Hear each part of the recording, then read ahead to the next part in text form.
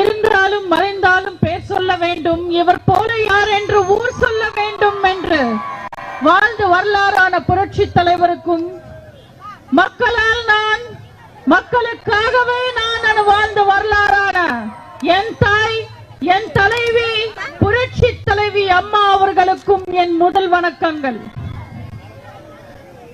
தகப்பன் தயவுல இல்லாம தன் உழைப்பால வந்த தலைவர், சாதாரண தொண்டர்களும் தலைவராகலான ஒரு நம்பிக்கை தந்த முதல்வர், இந்த மண்ணின் மைந்தர், மக்களை மதிக்க தெரிஞ்சவர், பெண்களை பாதுகாக்க தெரிஞ்சவர், உண்மையை பேச துணிந்தவர், என்றென்றும் எங்கள் பாச அண்ணன் கழக பொதுச் செயலாளர் மாண்புமிகு எதிர்க்கட்சி தலைவர் அண்ணன் எடப்பாடியார் அவர்களுக்கு என் வணக்கங்கள். என் மூத்த சகோதரர், என் அன்பான அண்ணன், என் மேல அன்பும் பாசமும் உள்ள அண்ணன் சேமா வேலுச்சாமி அவர்களுக்கு என் அன்பான வணக்கங்களை தெரிவிச்சுக்கிறேன். என் அன்பு சகோதரி மகேஸ்வரி அவர்கள் இருக்காங்க மேடையில. என் அன்பு சகோதரிகளும் தோழிகளும் இந்த ஆர்ப்பாட்டத்தில் கலந்துக்க இந்த மொட்டை வெயில்ல வந்து எனக்கு துணையா நிக்கிறாங்க. என் அன்பு சகோதரிகளுக்கும் தோழிகளுக்கும் மேடையில இருக்கிற தலைவர்களுக்கும் கீழே அமர்ந்திருக்கிற தொண்டர்களுக்கும் என் பேச்சை கேட்க ஆவலுடன் வருகை தந்திருக்கும் தாய்மார்களுக்கும் பெரியோர்களுக்கும் உள்ளது உள்ளபடி நல்லபடி கூறும் ஊடக நண்பர்களுக்கும் மரியாதைக்குரிய காவல்துறை அதிகாரிகளுக்கும் புரட்சி தலைவரின் ரத்தத்தின் ரத்தமான புரட்சி தலைவியின் உயிரினும் மேலான கழக உடன்பிறப்புகள் அத்தனை பேருக்கும் என் அன்பான நெஞ்சார்ந்த வணக்கங்களை தெரிவிச்சுக்கிறேன். கொங்கு மண்டலத்தின் வீரமிக்க தலைவர், கோயம்புத்தூரின் செல்ல மகன், தொண்டாமுத்தூரின் தங்க மகன், அண்ணா திமுகவின் போர்க்கள தளபதி, என் அன்பு சகோதரர், என் அண்ணன் எஸ்பி வேலுமணி அவர்களுக்கு இந்த அருமையான வாய்ப்புக்கு நன்றிகளை கூறி என் வணக்கங்களை தெரிவிச்சுக்கிறேன். கோயம்புத்தூர் இந்த சரித்திர ஊரை ஸ்மார்ட் ஊரா மாற்றினவர் அண்ணன் வேலுமணி அவர்கள். கோயம்புத்தூரை சுத்தி இருக்கிற ஏரிகளும் பாலங்களும் அடைஞ்சிருக்கிற அத்தனை வளர்ச்சிகளும் இந்த மண்ணுக்காக மக்களுக்காக நம்ம அண்ணன் அமைச்சரா இருந்த காலத்துல அண்ணன் எஸ்பி வேலுமணி அவர்கள் போராடி வாங்கி கொடுத்தது. நம்ம அண்ணன் அமைச்சரா இருக்கிற வரைக்கும் கோயம்புத்தூர் பெண்கள் மட்டும் இல்ல, கொங்கு பெண்களே பெருமையா நிம்மதியா பாதுகாப்பா வாழ்ந்துட்டு இருந்தாங்க. அண்ணன்ற சொல்லுக்கு அர்த்தம் உள்ள மாதிரி பெண்களுக்கு காவலனா சகோதரனா இருந்து பெண்களை பாதுகாத்தாரு நம்ம அண்ணன் எஸ்பி வேலுமணி அவர்கள். இன்னைக்கு கொங்கு மண்டலத்துல மட்டும் கொஞ்சமாவது அடக்கி வாசிக்குது திமுக அண்ணா. அதுக்கு காரணம் கோயம்புத்தூர்ல 10க்கு 10 வாங்கின அண்ணன் எஸ்பி வேலுமணி அவர்கள். இன்னைக்கு நம்ம அண்ணன் எஸ்பி வேலுமணி அவர்கள் முன்னாள் அமைச்சர் தான், நம்ம அண்ணன் எடப்பாடியார் முன்னாள் முதலமைச்சர் தான். ஆனாலும் நம்மள பார்த்து திமுக பயந்துதான் ஆகணும். ஏன்னா காட்டுல இருந்தாலும் நாட்டுல இருந்தாலும் சிங்கம் தானே. ஆளுங்கட்சியா இருந்தாலும் எதிர்கட்சியா இருந்தாலும் மக்கள் எப்பவுமே அண்ணா திமுக கூடதான். மக்களுக்கு ஒரு பிரச்சனை ஒண்ணா, குறிப்பா பெண்களுக்கு ஒரு பிரச்சனை ஒண்ணா, அண்ணா திமுக வேடிக்கை பார்க்காது. பெண்களை அசிங்கப்படுத்தினது பொன்முடியோ இல்ல கவரிங் முடியோ மொட்டை அடிச்சு வீட்டுக்கு அனுப்பாம ஓயாது. இன்னைக்கு இங்க நடக்கிறது ஏதோ சின்ன ஆர்ப்பாட்டம் போராட்டம் எல்லாம் நினைக்காதீங்க. இது பெண்கள் பாதுகாப்புக்காக வெடிச்சிருக்கிற மக்கள் புரட்சி. ஊழலுக்கு எதிராக வெடிச்ச மக்கள் புரட்சியால காங்கிரஸோட ஆட்சி போச்சு. இன்னைக்கு பெண்களுக்காக வெடிச்சிருக்கிற இந்த மக்கள் புரட்சியில திமுகவோட ஆட்சியே போகும். இந்த கொங்கு பூமி சாதாரண பூமி இல்ல. மாசாணி அம்மனும் பண்ணாரி அம்மனும் ஆள்ற பூமி இந்த கொங்கு பூமி. பெண்களுக்கு ஒன்னா பொங்கும் மக்கள் கொங்கு மக்கள். வெள்ளையம்மாள், வீரமாட்டி, வேளாத்தாள், நல்லம்மான்னு நம்ம கண்ணு முன்னாடி ஏறி வாழ்ந்த பெண்கள் கடவுளா மாறின பூமி இந்த குங்கு பூமி. ஆனா இன்னைக்கு இந்த திருட்ட திமுக ஆட்சி காலத்துல என்ன நிலவரம்? நம்ம பெத்த பெண் குழந்தைங்க தைரியமா வீட்டு வாசல கூட தாண்ட முடியல. நடுராத்திரியில 12 மணிக்கு ஒரு பெண் தனியா நகையோட நடமாட முடிஞ்சதுக்கு இந்த இந்தியாவுக்கு உண்மையான சுதந்திரம் வந்ததா காந்திஜி சொன்னாரு. ஆனா இன்னைக்கு தமிழ்நாட்டுல நிலவரம் என்ன? இந்த திருட்டு திமுக ஆட்சி காலத்துல பட்ட பகல்ல 12 மணிக்கு கூட ஒரு தாலி செயினோட ஒரு பெண் ரோட்ல நடமாட முடியாது. தோடுக்காக காத இருக்கிறா, செயினுக்காக கழுத்த இருக்கிறா. பொம்பளைங்க இன்னைக்கு சாதிக்க எல்லாம் தேவையில்லை. இந்த திருட்டு திமுக ஆட்சி காலத்துல பெண்ணா பிறந்தவங்க ஒவ்வொரு நாளும் உயிரோட வாழ்ந்தாலே பெரிய சாதனையா இருக்கு. நம்ம அதிமுக ஆட்சி காலத்துல எப்படி இருந்தாங்க பெண்கள்? நம்ம அம்மாவோட ஆட்சி காலத்துல, அண்ணன் எடப்பாடியார் ஆட்சி காலத்துல நம்ம பெண்களை தெய்வமா பார்த்தோம்.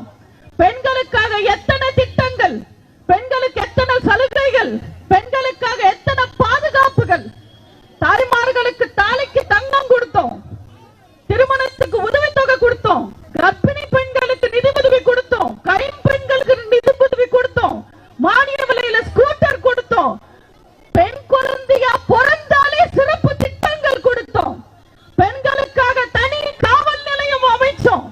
ஆனா இன்னைக்கும் இருக்கு அந்த காவல் நிலையம். ஆனா என்ன நிலவரம்? காவல் நிலையத்துல இருக்கிற பொம்பளை போலீஸ்க்கு பாதுகாப்பு இல்லை இந்த திருட்ட திமுக ஆட்சியில. திமுக என்னைக்குமே பெண்களை மதிக்க மாட்டாங்க. நீங்க யோசிச்சு பாருங்க, கரவேட்டி கட்டின ஒருத்த போலீஸ் ஸ்டேஷனுக்குள்ள போய் ஒரு பொம்பளை போலீஸ் கிட்ட தப்பா நடந்த அதிமுக சும்மா விட்டுடுமா? அவனோட நிலைமை என்ன இருக்கும்? ஆனா திமுக கவலைப்படுறாங்களா? கவலைப்படல. நம்மளா இருந்தா நம்ம ஆட்சியில இது நடந்தா நம்ம அடிக்க அவங்களை ஏறி மிதிச்சிருப்போம். ஏன்னா அதிமுக தலைவர்கள் யாரு? புரட்சி தலைவர், புரட்சி தலைவி, புரட்சி தமிழர். எங்க தலைவர்களுக்கு மக்கள் மேல அக்கறை இருக்கு, பெண்கள் மேல பாசம் இருக்கு. எல்லாத்துக்கும் மேல எங்க தலைவர்களுக்கு முதுகெலும்பு இருக்கு. ஆனா இன்னைக்கு திருட்டு திமுக ஆட்சியில ஒரு பொம்மை முதல்வர் தானே ஆடுறாரு. பொம்மை என்னமோ சபையில் ஆடுது, ஆனா இருக்கிற கயிறு சமையல் கட்டுல இருக்கு. நாடு எப்படி உருப்படும்? இதோ ஒரு சாதாரண ஆர்ப்பாட்டம், பொம்பளைங்க 10 பேர் சேர்ந்து கூச்சல் போடுறாங்கன்னு நினைக்காதீங்க. இந்த திருட்டு திமுக ஆட்சியில தினம் தினம் பெண்களுக்கு எதிராக எத்தனையோ அநியாயங்கள் நடக்குது, அவமானங்கள் நடக்குது, குற்றங்கள் நடக்குது. அது எல்லாமே தட்டி கேட்கறதுக்காக பெண்களுக்கு நீதி நியாயம் கேட்கிற ஆர்ப்பாட்டம் தான் இந்த ஆர்ப்பாட்டம். உண்மையில இன்னைக்கு திமுக ஆட்சி காலத்துல பெண்கள் நிலவரம் என்னன்றது ஒரு 10 வரியில சொல்றேன், நீங்க புரிஞ்சுப்பீங்கன்னு நினைக்கிறேன். 10 வயசு குழந்தை ரோட்ல நடக்க முடியல, பல்லு போன கலவையால வாசல்ல தூங்க முடியல, காலேஜ் போற பொண்ணு கஞ்சா போதையில வெட்டுறா, ஆபீஸ்க்கு போற பொண்ணு குடி போதையில குத்துறா, தினம் தினம் புடிக்கிறா 10 கேஸ் போக்சோல. ஆனா விடியல் ஆட்சின்னு விளம்பரம் தர டிவி டாக் ஷோல பெத்த பொட்ட புள்ளைங்க வீடு திரும்புவாங்களான்னு பயம் இருக்கு நம்மளுக்கு. ஆனா வெக்கம் இல்லாம விளம்பரம் தராங்க. அதுதான் திராவிட மாடல். அவங்களுக்கு ஷேர் ஆட்டோல போனா கூட பாதுகாப்பு இல்ல, யூனிவர்சிட்டியில படிச்சா கூட பாலியல் தொல்லை. எஃப்ஐஆர் கசிஞ்சது எப்படின்னு இன்னும் கூட புரியல. யார் அந்த சாரன்னு கடைசி வரைக்கும் தெரியல. அப்பவே பிறந்த குழந்தைய கூட அசிங்கப்படுத்துறா, இறந்த பணத்தை கூட கலண்டப்படுத்துறா. பொம்மை முதல்வர் தலைமையில ஒரு பொறுக்கி ஆட்சி நடக்குது. பொம்பளைங்க மானத்தை மசூரு மாதிரி மதிக்குது. 1000 ரூபாய் கொடுத்துட்டா என்ன வேணுமானாலும் செய்வியா? பொம்பளைங்க சாபத்துல போயிடுவேன் ஆபியா. 10 மாசம் இருக்கு, திமுக ஆட்சி ஒழிஞ்சிடும். 5 வருஷம் திமுக செஞ்ச பாவத்துக்கு ஒட்டுமொத்த திமுகவே அழிஞ்சிடும்.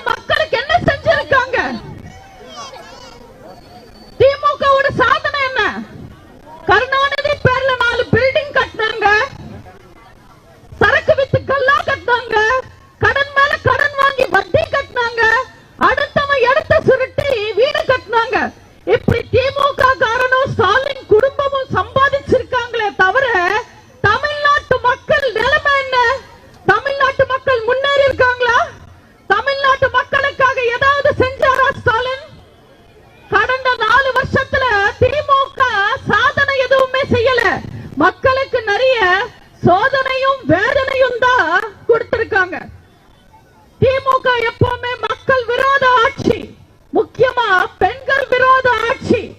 திமுக காலத்துல பெண்களுக்கு மட்டும் அல்ல, பெண்கள் மாதிரி இருக்கிறவங்களுக்கு கூட பாதுகாப்பு இருக்காது. உண்மையில திமுக பெண்களை எப்படி வச்சுக்கிட்டு இருக்காங்க? இன்னைக்கு கன்னி பொண்ணுங்களை காகிதம் மாதிரி, வேலைக்கு போற பொண்ணுங்களை விளையாட்டு பொம்மை மாதிரி, பள்ளி சிறுமிகளை பலகாரம் மாதிரி, வீட்டு குடும்ப தலைவிகளை விலங்குகள் மாதிரி நடத்துறாங்க திமுக. இதுதான் உண்மை. 4 வருஷத்துல மட்டும் தமிழ்நாட்டுல 20,000 பாலியல் கேஸ் பதிவாயிருக்கு. 4 வருஷத்துல மட்டும் 20,000 பாலியல் கேஸ், எல்லாமே போக்சோ கேஸ். நீங்க நல்லா பாத்தீங்கன்னா அத்தனை கேஸ்லயும் பாதி கேஸுக்கு மேல திமுக கட்சிக்காரங்க தான் சம்பந்தப்பட்டிருக்காங்க. இதுக்கு சட்டசபையில நம்ம எதிர்க்கட்சி தலைவர், நம்ம கழக பொதுச் செயலாளர் அண்ணன் எடப்பாடியார் அவர்கள் கேள்வி கேட்கிறாரு. மக்களுக்கு இவ்வளவு அச்சுறுத்தல் இருக்கே, பெண்களுக்கு பாதுகாப்பு இல்லாமலே இருக்கே, காவல்துறை என்ன பண்ணிக்கிட்டு இருக்கு, சட்டம் ஒழுங்கு சீர்கெட்டு இருக்குன்னு உடனே எக்ஸ்ட்ரா எம்எல்ஏ அப்பாவும் எழுந்து பொள்ளாச்சி சம்பவம் ஆரம்பிப்பாரு. அது இந்த துண்டு சீட்டு முதல்வர் புடிச்சிப்பாரு. தெரியாம தான் கேக்குறேன், எங்க 4 வருஷம் நடந்த உங்க திருட்டு திமுக நல்லாட்சியில பொள்ளாச்சி குற்றவாளிகளை புடிச்சிருக்க வேண்டியது தானே? 4 வருஷமா வாயே திறக்கல, எந்த செயலும் செய்யல, எந்த நடவடிக்கையும் எடுக்கல. ஏன்னா அந்த பொள்ளாச்சி சம்பவத்திலையும் நிச்சயமா ஒரு திருட்டு திமுக காரன் ஈடுபட்டிருக்கா. அதனால இவங்க எந்த நடவடிக்கையும் எடுக்க மாட்டாங்க. திமுகவோட புத்தி, ரத்தம், டிஎன்ஏ, கொள்கை எல்லாமே பெண்களுக்கு எதிரானதுதான். இந்திரா காந்தி அம்மையார்ல இருந்து நம்ம புரட்சி தலைவி அம்மா வரைக்கும் எல்லாரையும் அவமானப்படுத்துவாங்க. அதே பொம்பளைங்க கிட்ட அடி வாங்கி அசிங்கப்பட்டு ஓரமா உட்கார்றதுதான் திமுகவோட வழக்கம். கூட இருந்த பொண்டாட்டியையும் பெத்த மகளையும் என் சொந்தம் இல்லைன்னு சொன்ன கருணாநிதியோட கட்சி வேற எப்படி இருக்கும்? வேட்டக்காரன் கிட்ட பிராணிகள் பாதுகாப்பு பத்தி பேசுறதும், திமுக கிட்ட பெண்கள் பாதுகாப்பு பத்தி பேசுறதும் ஒண்ணுதான். ஒரு பிரயோஜனமும் இல்ல. வாய் வாய் வாய் வாய் இல்லாட்டி ஒரு நாய் கூட சீண்டாது இந்த திமுகவை. நிதி நிதி என்ன சண்டை போடுவாரு ஸ்டாலின். ஈடிய விட்டு ஒரு மிதி மிதிச்சா சரண்டர் ஆயிடுவாரு. ஆட்சிக்கு வந்த புதுசுல அடுத்த கட்சியில இருந்து வந்த செந்தில் பாலாஜிக்கு ரைடு விட்டா எங்களை சீண்டி பார்க்காதீங்க, நோண்டி பார்க்காதீங்கன்னு பொங்கி எழுந்தாரு. ஆனா சொந்த கட்சி சீனியர் நேரு வீட்டுல ரைடு விட்டப்போ கப்பு சிப்பா உட்கார்ந்து சைலண்டா வேடிக்கை பார்க்கிறாரு. ஏன்னா டாஸ்மாக்ல கமிஷன் அதிகம், பொதுப்பணித்துறையில கமிஷன் கம்மி.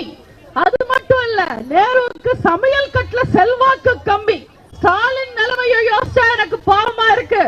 செந்தில் பாலாஜி இல்லாம ஸ்டாலின் என்ன பண்ண போறாரு? செந்தில் பாலாஜிக்கு என்னமோ சுப்ரீம் கோர்ட் டைம் கொடுத்துருச்சு. நேத்தே சுப்ரீம் கோர்ட் கேட்டுருச்சு, உனக்கு பதவி வேணுமா ஜாமீன் வேணுமா திங்கக்கிழமைக்குள்ளார சொல்லுன்னு. இந்த திருட்டு திமுக காரங்க என்ன போறாங்கன்னு தெரியல. மேடை கடிச்சா போதும் ஏதாவது பேசுவாங்க.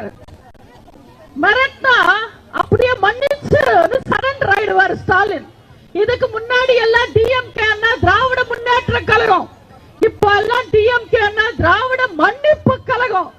இந்த பைந்தாங்குழி சர்வாதிகாரி ஸ்டாலின் சொல்றாரு, மத்திய அரசாங்கம் எங்களை நசுக்க முடியாது, நாங்க மத்திய அரசுக்கு பணிய மாட்டோம். திமுகவும் ஸ்டாலினும் எனக்குமே அவுட் ஆஃப் கண்ட்ரோல் தானே பேசுறாரு. திமுகவோட அவுட் ஆஃப் கண்ட்ரோல் பத்தி நமக்கு தெரியாதா? அவங்க வரலாறு நமக்கு தெரியாதா?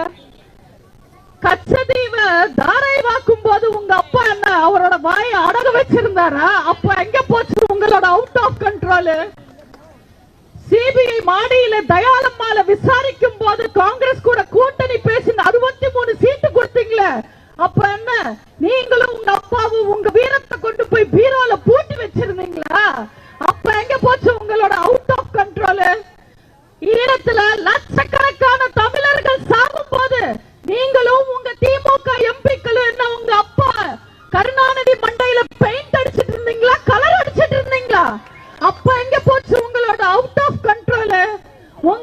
அழகிரிக்காக, அவரோட எம்பி பதவிக்காக பிரபாகரனோட தாயார் 80 வயசான பெண்மணி மருத்துவ சிகிச்சைக்காக இந்தியாவுக்கு வந்தப்போ பிளைட்ட கூட இறங்க விடாம அப்படியே திருப்பி அனுப்பிச்சீங்க.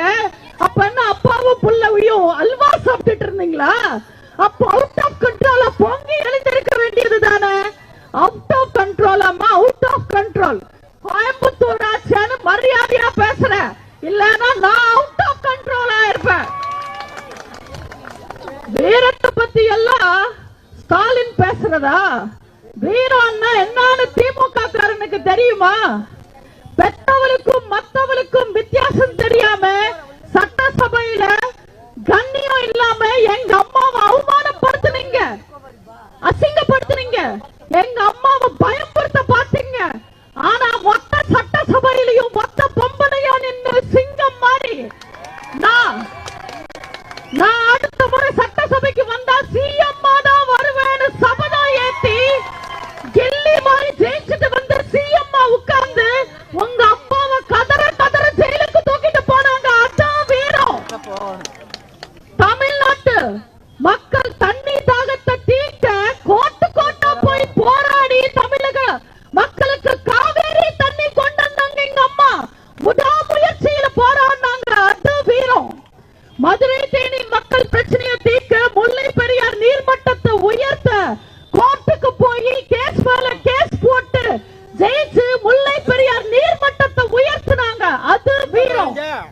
அம்மா வழியில வந்த அண்ணன் எடப்பாடியாரோட 4 வருஷ ஆட்சி காலத்துல எத்தனையோ புயல் வந்தது, எவ்வளவோ வெள்ளம் வந்தது, சூறாவளி எல்லாம் வந்தது. எத்தனை கஷ்டங்கள் வந்தாலும் மத்திய அரசாங்கத்தை கை காட்டாம, உலக வங்கி கிட்ட கை நீட்டாம மக்களுக்கு தேவைப்படுற அத்தனை உதவிகளையும் செஞ்சு கொடுத்தாரு. அம்மாவா அரணா இருந்து பாதுகாத்தாரு. இது எல்லாத்துக்கும் மேல மகுடம் சூட்டுற மாதிரி கொரோனா காலத்துல அதிக வருமானம் தர்ற டாஸ்மாக 6 மாசம் மூடியே வச்சிருந்தாரு. லட்சக்கணக்கில் கடன் வாங்காம, வருமானம் இல்லாம கொரோனா காலத்துல மக்களை பாதுகாப்பா பார்த்துக்கிட்டாரு. ஆனா திமுகவால கிறிஸ்துவ நண்பர்களுக்காக ஒரு ஈஸ்டர் பண்டிகை அன்னைக்காவது டாஸ்மாக மூட முடிஞ்சதா? இவங்க எல்லாம் வீரம் பத்தி பேசலாமா? வீரம் அது எங்க அண்ணன் எடப்பாடியார். அவ்வளவு கொரோனா காலத்துல நம்ம அண்ணன் எஸ்பி வேலுமணி அவர்கள் அவரோட உயிரை பத்தி கவலைப்படாம, செலவு பத்தி கவலைப்படாம மக்களோட மக்களா இறங்கி உங்க வீடு தேடி வந்து உங்களுக்கான உணவையும் உதவிகளையும் செஞ்சு கொடுத்தாரு. அவர் வீரர். எங்க தலைவர்கள் எல்லாம் வீரர்கள். ஏன்னா வீரத்தை புரட்சி தலைவி வழிவந்தவங்க அவங்க. இவங்க எல்லாரும் நம்ம அம்மாவை பார்த்து பேசலாமா? அவுட் ஆஃப் கண்ட்ரோல் அதுக்கு ஒரே பேரு, ஒரே அடையாளம், ஒரே அட்ரஸ், புரட்சி தலைவி அம்மா மட்டும்தான். சொந்த மகனையும் மந்திரிகளையும் கண்ட்ரோல்ல வச்சுக்க முடியாம தூக்கம் கெட்டு போச்சுன்னு புலம்புற ஸ்டாலின் அல்ல அவுட் ஆஃப் கண்ட்ரோல் பத்தி பேசலாமா? புலி வேஷிக்கிட்டு வெளியில சுத்துற பூனை ஸ்டாலின் எங்க அம்மா சிங்கம் பத்தி பேசலாமா? அடக்க நினைச்சா எங்க அம்மா அவுட் ஆஃப் கண்ட்ரோல், ஆட நினைச்சா எங்க அம்மா அவுட் ஆஃப் சிலபஸ். எங்க அம்மா மக்களுக்காக கொண்டு வந்த திட்டங்களை யோசிக்க கூட முடியாது ஸ்டாலினால. இந்த திமுக ஆட்சியில முதல்வர் ஸ்டாலின் என்னமோ துண்டு சீட்டை பார்த்துக்கிட்டே தப்பா பேசுவாரு. அந்த முதல்வரை தவிர மீதி அமைச்சர்கள் எல்லாம் எப்பவுமே தப்பா அசிங்கமா பேசுவாங்க. ஏன்னா திமுக மக்களை மதிக்காது, பெண்களை மதிக்காது, பெண்மையை மதிக்காது. தேர்தலுக்கு முன்னாடி என்ன சொன்னாங்க திமுக? எல்லா பெண்களுக்கும் 1000 ரூபாய் தருவோம்னு சொன்னாங்க. ஆனா தேர்தல் முடிஞ்ச உடனே குடும்ப தலைவிகள்லயே தகுதியான குடும்ப தலைவிகள், தகுதி இல்லாத குடும்ப தலைவிகள் பிரிச்சுட்டாங்க. இன்னைக்கு உங்க புருஷன் உங்களுக்கு நல்ல குடும்ப தலைவின்னு சர்டிபிகேட் கொடுத்தா பத்தாது. ஸ்டாலினும் ஸ்டாலினோட அரசாங்கமும் நீங்க நல்ல குடும்ப தலைவியா இல்லையான்னு சர்டிபிகேட் தரணும். இந்த மாதிரிதான் இன்னைக்கு பெண்களை நடத்துறாங்க திமுக.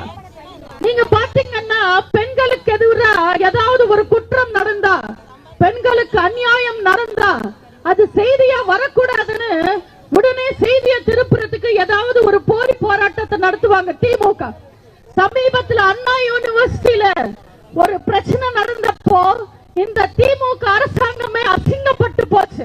அவங்களோட கையாலாகாத தரத்தை மறைக்க உடனே திடீர்னு ஹிந்தி எதிர்ப்பு போராட்டம்னு கிளம்பிட்டாங்க. நாங்க ஹிந்திய ஒழிப்புவோம்னு ஸ்டாலின் பேச ஆரம்பிச்சாரு. ஹிந்திய படிச்சா தமிழ் அழிஞ்சிடுமா? அப்ப சாராயம் குடிச்சா குடும்பம் அழியாதா? தெரியாம தான் கேக்குறேன். சாராயத்தை ஒழிப்போன்னு கிளம்ப வேண்டியது தானே ஸ்டாலின். ஆனா செய்ய மாட்டாரு. ஸ்டாலினும் ஸ்டாலின் அரசாங்கமே ஒரு பக்கம் போதைய விற்கிறாங்க, போதைய வளர்க்கிறாங்க. ஆனா டிவியில மட்டும் போதைக்கு அடிமையாகாதன்னு விளம்பரம் தராங்க. இவங்க எல்லாம் மக்களை ஏமாத்துறாங்க. பெண்கள் மேல அக்கறை கிடையாது. பேய்கள் அரசாண்டா பிணம் தின்னும் சாத்திரங்கள்னு ஒரு பழமொழி இருக்கு. முதலமைச்சரே பெண்களுக்கு எதிராக நடக்கும் போது அவர்கிட்ட இருக்கிற அமைச்சர்கள் மட்டும் வேற எப்படி இருப்பாங்க? 1000 ரூபாய் உரிமை தொகை கொடுத்துட்டு நீயும் மேக்கப் போடலாம், உங்க ஆத்தாலும் மேக்கப் போடலாம்னு துரைமுருகன் கிண்டல் பண்றாரு. வீடை எடுத்து சேகர் பாபு கிட்ட நியாயம் கேட்ட பெண்களை பார்த்து பிரஸ் இருக்கான்னு பாக்குறேன், இல்லன்னா நான் வேற மாதிரி பேசுவேன்னு மிரட்டுறாரு சேகர் பாபு. அதே சேகர் பாபு வெயில்ல கியூல நிக்கிற பக்தர்கள் பார்த்து தண்ணி இல்லாம, உணவு இல்லாம, காத்து கூட இல்லாம கஷ்டப்படுற பக்தர்களை பார்த்து உங்களுக்கு வசதி எல்லாம் செஞ்சு தர முடியாது, ஏன் திருப்பதியில கியூல நிப்பீங்க, இங்க நிக்க மாட்டீங்களான்னு திமிர் பேச்சு பேசிட்டு போறாரு. இவங்க எல்லாருக்கும் மேல திமுக ஒரு திமிர் பிடிச்ச அமைச்சர் இருக்காரு, பொன்முடி. அவர் ஸ்டாலினையும் மதிக்க மாட்டாரு, ஓட்டு போட்ட மக்களையும் மதிக்க மாட்டாரு.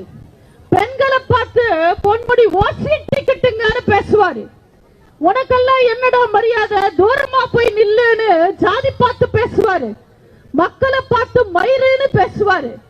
பொன்முடி மக்களை பார்த்து மயிருன்னு பேசுறதுக்கு முன்னாடி அவங்க தலைவர் ஸ்டாலின் கிட்ட போய் கேட்டிருக்கிறோம். அவர் சொல்லியிருப்பாரு மயிறு எவ்வளவு முக்கியமானதுன்னு. அந்த பொன்முடி சமீபத்துல ஒரு பேச்சு பேசியிருக்காரு. மகான் ராமானுஜரும் ஆதிசங்கரரும் விளக்கம் தந்த சைவத்துக்கும் வைணவத்துக்கும் பொன்முடி வேற விளக்கம் தராரு. அந்த பேச்சுல எத்தனை ஆபாசம், எத்தனை கேவலம், எத்தனை அசிங்கம். ஒரு பொது மேடையில, அதுவும் பெண்கள் கூடி இருக்கிற மேடையில, எல்லா மதத்துக்கும் பொதுவான ஒரு அமைச்சர் மிகப்பெரிய 2 சன்மார்க்கத்தை, ஒரு மதத்தை வலமாதுவோட ஒப்பிட்டு பார்க்கிறாரு. அது காமெடின்னு நினைச்சுக்கிட்டு திருட்டு திமுக காரங்க கைத்தட்டி சிரிக்கிறாங்க. பொன்முடியோட பேச்ச கண்டிக்க திமுக ஒரு ஆம்பளை கூட இல்லையே. அண்ணா திமுக யாருமே அவ்வளவு கேவலமா நடந்துக்க மாட்டாங்க, அவ்வளவு கொடுமையா பேச மாட்டாங்க.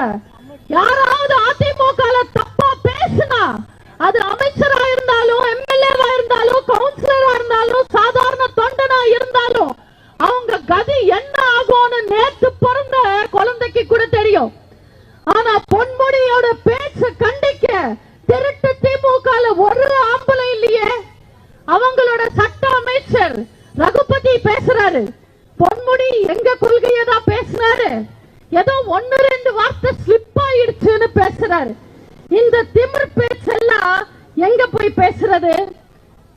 ஏன் இந்த திருட்டு திமுக பொன்முடி மேல இன்னும் கேஸ் போடல, ஏன் நடவடிக்கை எடுக்கலன்னு கேட்டா பொன்முடிய கட்சி விட்டு தூக்கிட்டாங்களா, ஆனா அமைச்சரா வச்சுப்பாங்களா?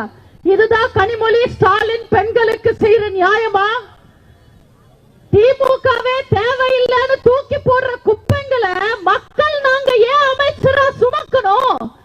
அமைச்சரா தூக்கி போடுங்க. அந்த பொன்முடி மேல கேஸ் போடுங்க, ஏன் போட மாட்டேன்றீங்க?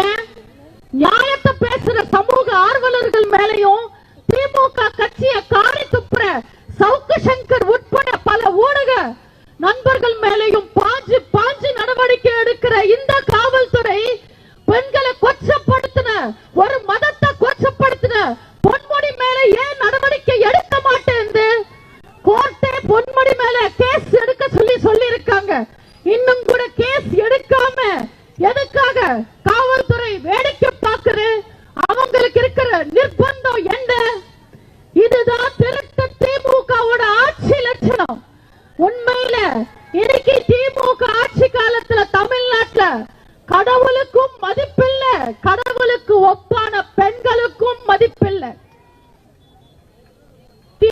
இப்பெல்லாம் அதிமுகவை பார்த்து அதிமுகவை பார்த்து நம்மள பார்த்து பயப்படுறாங்க. அவங்க தூக்கமே கெட்டு போகுது.